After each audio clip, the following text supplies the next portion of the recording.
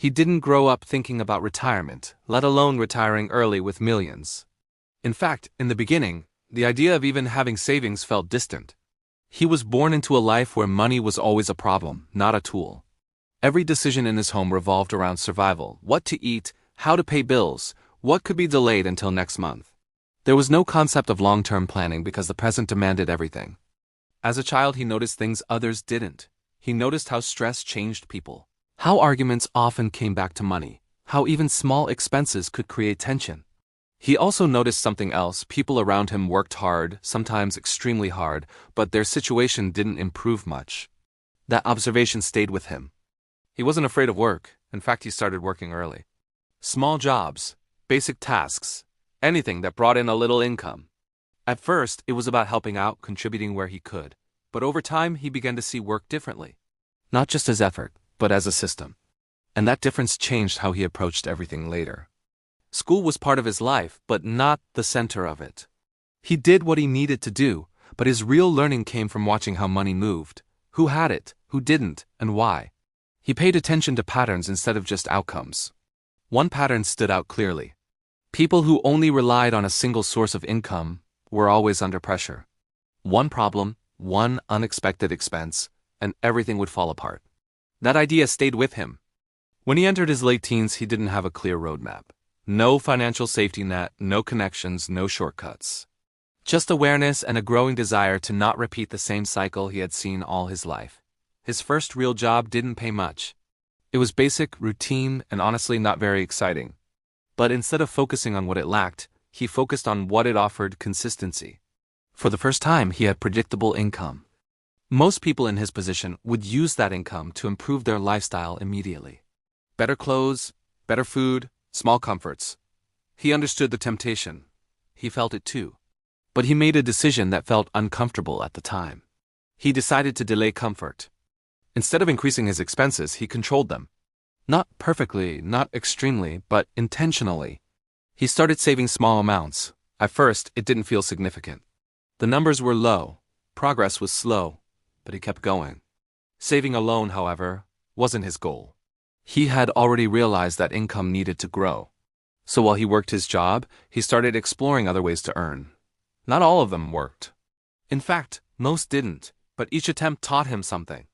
He tried small online work, simple services, basic reselling. Nothing groundbreaking. But he learned how value is exchanged, how pricing works, how trust affects transactions. At some point, he faced a decision that many people avoid.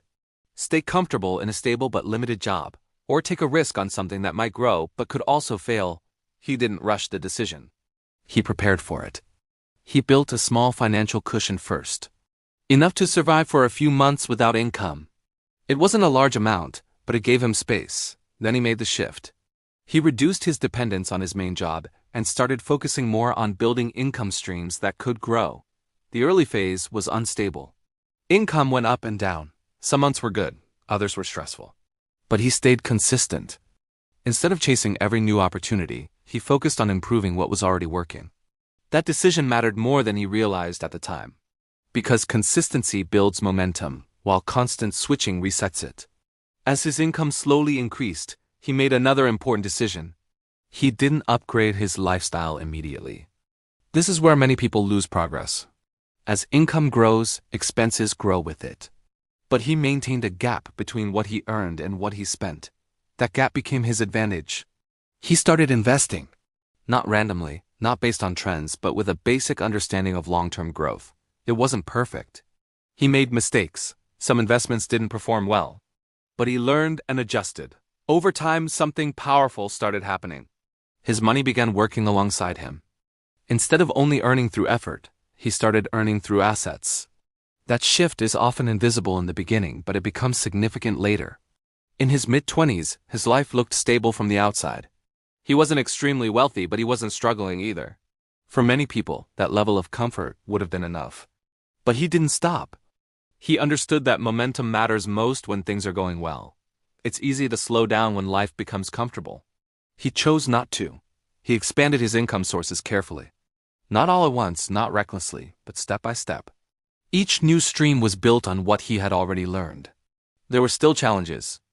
Economic changes, unexpected losses, periods where growth slowed down, but he had built something important: resilience. Not emotional resilience alone, but financial resilience. Systems that could handle pressure. By his early 30s, the results became clear. His investments had grown. His income streams were stable. His expenses were controlled. The combination of these factors created something powerful: freedom. Not freedom in a dramatic sense, but in a practical one. The ability to choose how to spend his time. The ability to step back from constant work. The ability to not depend on a single paycheck.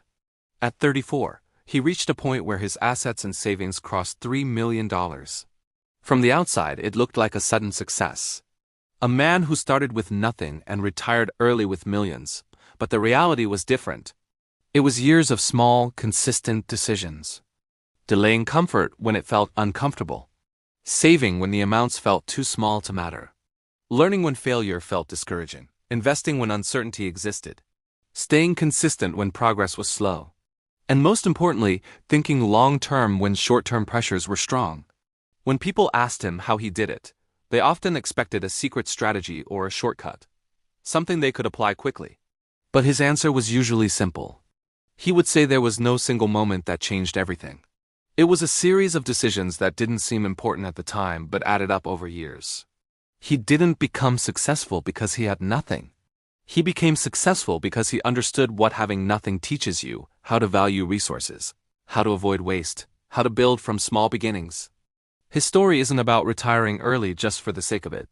It's about reaching a point where work becomes a choice, not a necessity, and that difference changes everything.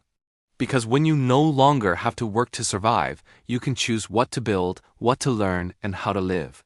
From nothing to 3 million wasn't a straight line. It was a path built step by step, decision by decision, until one day, the distance between where he started and where he ended became undeniable.